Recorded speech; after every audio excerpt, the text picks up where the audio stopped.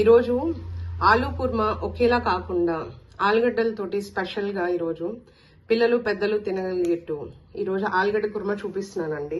ఇది చాలా సింపుల్ గా అవుతుంది. పూరీలోకి, రోటీలోకి, ఈవెన్ దోశలో కూడా తినడానికి చాలా టేస్టీగా ఉంటుంది. ఎలా చేయాలో నేను చేసి చూపిస్తాను. కుర్మా కోసం 4 మీడియం సైజ్ పొటాటోస్ తీసుకున్నానండి. 4 ఆనియన్ తీసుకున్నాను. ఈ కాస్త కొత్తిమీర, 4 రెమ్మల కరివేపాకు, పచ్చిశనగపప్పు, తగినంత పసుపు, తగినంత ఉప్పు, ఆవాలు, జీలకర్ర తాలింపుకి, శనగపిండి, బేసన్ అంటారు దీన్ని, శనగపిండి, పచ్చిమిరపకాయలు కూడా తీసుకున్నానండి. సరిపడా మీరు తీసుకోండి. పొటాటోస్ శుభ్రంగా కడిగి 4 ముక్కలు చేసి వేసుకుందామండి. మీరు చిన్నగా కావాలంటే చిన్నగా కట్ చేయండి, లేదంటే ఈ మాత్రం ఒక్క పొటాటో 4 ముక్కలు సరిపోతుంది. ఇలా 4 ముక్కలు చేసి వేసేసుకుందాం. పొటాటోస్ని ఉడకబెట్టుకునేటప్పుడు కాస్త ఉప్పు, కాస్త పసుపు, ఆలుగడ్డ టేస్ట్ ఉండడానికి దీంట్లో ఇప్పుడు 1 గ్లాస్ వాటర్ పోసేస్తున్నాను. తక్కువ వాటరే వేసుకోండి, ఎక్కువ వాటర్ వేసారనుకోండి పొంగు వచ్చేస్తుంది. తక్కువ వేసుకోండి. స్టవ్ వెలిగించుకుని స్టవ్ పైన కుక్కర్ పెట్టేసుకుందాం. ఇది ఒక 4 విజిల్స్ పెట్టేసుకుందాం. 4 విజిల్స్ పెట్టేసుకున్నాం అనుకోండి, ఆలుగడ్డ బాగా ఉడుకుతుంది. మనం స్మాష్ చేసుకోవడానికి వీలుగా ఉంటుంది. 3 విజిల్ పెడితే మధ్యలో ఎక్కడో కొంచెం కాస్త గట్టిగా ఉంటుంది అనమాట. అందుకని ఒక 4 విజిల్స్ పెట్టుకుందాం. ఎప్పటిలా కాకుండా చిన్న కాకుండా నేను పొడుగ్గా కట్ చేసుకున్నాను. పచ్చిమిరపకాయలేమో ఇలా పొడుగ్గా కట్ చేసి పెట్టుకున్నాను. కొత్తిమీర కట్ చేసి చిన్నగా ఇలా కడిగి శుభ్రంగా నీళ్ళల్లో పక్కన పెట్టేసుకున్నాను. నేను ఇప్పుడు ఇవి తాలింపు ఎలా వేయాలో చూపిస్తాను మీకు. ఒకసారి ట్రై చేసి చూడండి. స్టవ్ వెలిగించి ఒక పాన్ పెట్టేస్తానండి. ఇప్పుడు దీంట్లోకి ఒక 4 స్పూన్ల నూనె వేస్తున్నాను. మన నూనె వేడెక్కిందా లేదా అని ఇలా ఒకసారి చేయి పెడితే వేడిగా సెగ తగులుతుంది. మన నూనె వేడెక్కిందండి. దీంట్లో ఒక స్పూను ఆవాలు, జీలకర్ర తీసుకున్నానండి. ఆవాలు, జీలకర్ర చిటపట సౌండ్ వచ్చేటప్పుడు ఆనియన్ వేస్తున్నానండి. ఇలా ఆనియన్ మొత్తం వేసేస్తున్నాను. కాస్త ఆనియన్ దోరగా వేగేటప్పుడు పచ్చిమిరపకాయలు, కొత్తిమీర ఇవి వేస్తుంది. ఆనియన్ వేగడం స్టార్ట్ అయిపోయిందండి. ఇప్పుడు 2 స్పూన్లు పచ్చిశనగపప్పు, ఇందాక చూపించాను కదా మీకు, 2 స్పూన్లే ఉన్నాయి. ఈ పచ్చిశనగపప్పు పంట కింద పడుతుంది అనుకున్న వాళ్ళు స్కిప్ చేసేయండి. లేదు మేము తినేటప్పుడు బాగా టేస్ట్ వస్తుంది, మేము వేసుకుంటాము అనే వాళ్ళు మాత్రం వేసుకోండి. ఇప్పుడు ఈ పచ్చిశనగపప్పు, ఉల్లిపాయ 2 ఒకేసారి వేగిపోతాయండి. ఎందుకంటే మనకి టైం వేస్ట్ అవ్వదు, గబగబా వంట అయిపోతుంది. ఈ మాత్రం సరిపోతుంది. ఎందుకంటే మరీ ఈ ఆలు కుర్మాలో ఈ ఉల్లిపాయలు బాగా వేగిపోయాయి అనుకోండి, టేస్ట్ కొంచెం వగరగా కొంచెం వేరేలా వస్తుంది.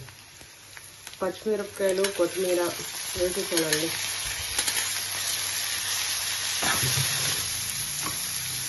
బ్యాచులర్స్ అయితే ఒకసారి ట్రై చేయండి అమ్మా. చాలా సింపుల్ గా, చాలా ఫాస్ట్ గా అయిపోతుంది వంట. కాకపోతే నా వంటనే కాదు, ఎవరి వంటనా సరే మీరు నేర్చుకోవాలి అంటే 1కి 2 సార్లు వీడియో ఫస్ట్ చూడండి. మీకు చూస్తే ఒక అవగాహన అనేది వస్తుంది. దాని తర్వాత మీరు ఎలా చేయాలి అని సింపుల్ గా చేసేసుకోవచ్చు. అదే మీరు వీడియో పెట్టుకొని వంట చేయాలనుకోండి, టైం పడుతుంది. అందుకే దాంట్లో ప్రాసెస్ ఏంటి, ఏమేమి వేసాము 1-2 సార్లు చూసారనుకో ఐడియా వచ్చేస్తుంది. వేగిపోతూ ఉన్నాయండి. దీని ఒక్కసారి సిమ్లో పెట్టి మూత పెట్టేసుకుందాం. మనం ఆలూని పొట్టు తీసి స్మాష్ చేసి పెట్టేసుకుందాం. మన ఆలుగడ్డ ఈ విధంగా పొట్టు తీసి పెట్టేసుకున్నానండి. బాగా మెత్తగా కూడా ఉడికిపోయింది.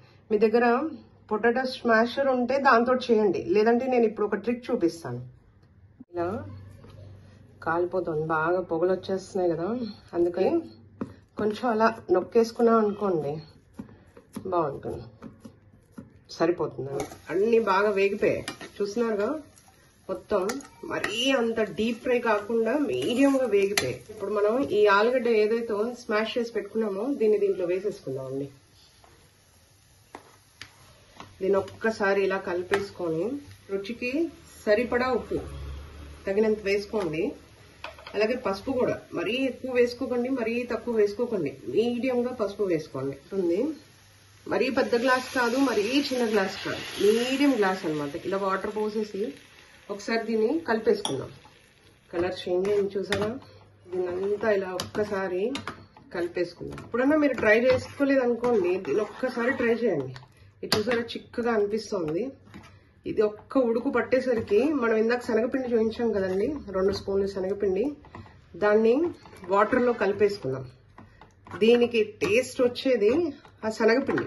మనం ఒకసారి వాటర్లో కలిపేసుకొని దీంట్లో కలుపుకున్నాం. ఒక గిన్నె తీసుకున్నానండి, గిన్నెలో 2 స్పూన్లు శనగపిండి కలిపి, 2 స్పూన్లు సరిపోతాయి 4 ఆలుగడ్డలు కాబట్టి. మీరు టేస్ట్ వస్తుంది అన్నానని ఎక్కువ శనగపిండి వేసుకునేది, అది ముద్దలా అయిపోతుంది అనమాట. ఇప్పుడు దీంట్లో శనగపిండి మునిగే వరకే వాటర్ వేస్తున్నాను. దీంట్లో ఇప్పుడు మళ్ళీ మనము శనగపిండి కూరలో కలిపేటప్పుడు చప్పగా అయిపోతుంది, అందుకని చిటికెడు మాత్రమే, చిటికెడు అంటే చిటికెడే ఉప్పు, దీన్ని ఒక్కసారి ఇలా పేస్ట్ చేసేసుకుందాం. మనం మిక్స్ చేసుకున్న శనగపిండి అండి దోశ బ్యాటర్లా వస్తుంది, చూసారు కదా? ఇలా దోశ బ్యాటర్లా వస్తుంది. ఒకవేళ మీరు పోసుకున్న నీళ్ళు సరిపోలేదంటే ఒక చుక్క మళ్ళీ ఎక్స్ట్రా వేసుకొని ఇలా దోశ బ్యాటర్లా కలిపేసుకోండి. దీన్ని ఇప్పుడు ఒక్కసారి మొత్తం ఇలా పోసేసుకొని దీన్ని కలిపేసుకుందాం. ఒక్క 2 నిమిషాలు ఈ శనగపిండి పచ్చి వాసన పోయే వరకు మూత పెట్టేసుకుందాం.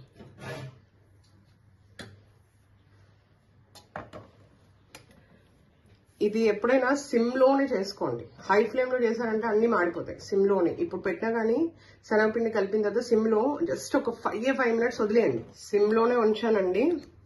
ఇది ఉడకపడుతోంది. ఇది ఉడకపడుతోందని మనకు ఎలా తెలుస్తుందంటే ఇలా పైనకి చిందుతూ ఉంటుంది, బబుల్స్ బబుల్స్ లాగా, చిట్ చిట్ అని. కూర 4 మెంబర్స్ కి 5 మెంబర్స్ కి ఇంత హెవీగా చేసుకోండి. అదే ఒక్కరు ఉంటే మటుకు 1 ఆనియన్ 1 పొటాటో సరిపోతుంది.